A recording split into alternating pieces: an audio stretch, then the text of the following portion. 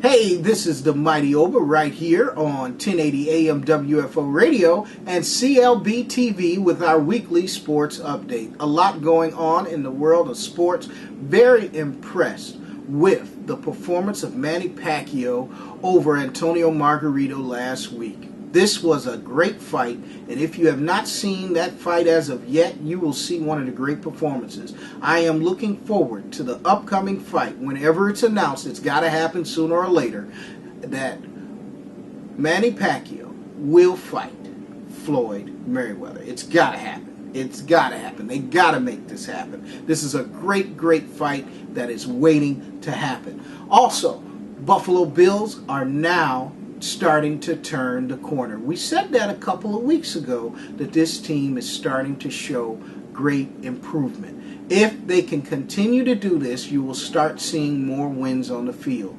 Will they have to take a quarterback at the top of the draft? I don't know. A lot of people are saying that Andrew Luck is not going to come out, but Ryan Mallett out of Arkansas is a perfect fit for Buffalo. If Ryan Mallett is the quarterback out of Arkansas and he comes to Buffalo, what does this mean for Ryan Fitzpatrick? I don't know. Ryan Fitzpatrick has played well, but he obviously is not a franchise-type quarterback because there are games that he should have been able to win at the end that he was unable to do so. But Ryan Fitzpatrick is a serviceable quarterback and has done quite well. One of the mistakes the Buffalo Bills, I think, made was just scrapping the 4-3 defense. They have now had to incorporate the 4-3 defense because of their personnel problems. They don't have the personnel to really run a 3-4. To run a 3-4, you need outstanding play of your linebackers, both inside and outside. If you don't have outstanding play of your linebackers and you don't have the linebackers to run this type of defense, then really you're going to have to go to a 4-3. If you look at the personnel on the Buffalo Bills, it's a better fit for 4-3 personnel.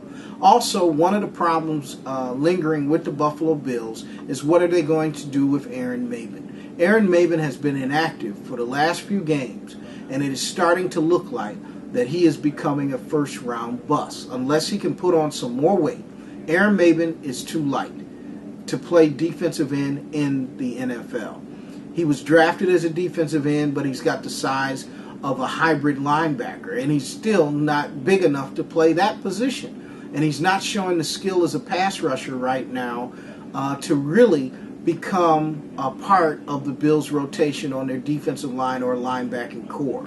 So what is going to happen with this number one draft choice remains to be seen. But right now, people are starting to put the BU in bus.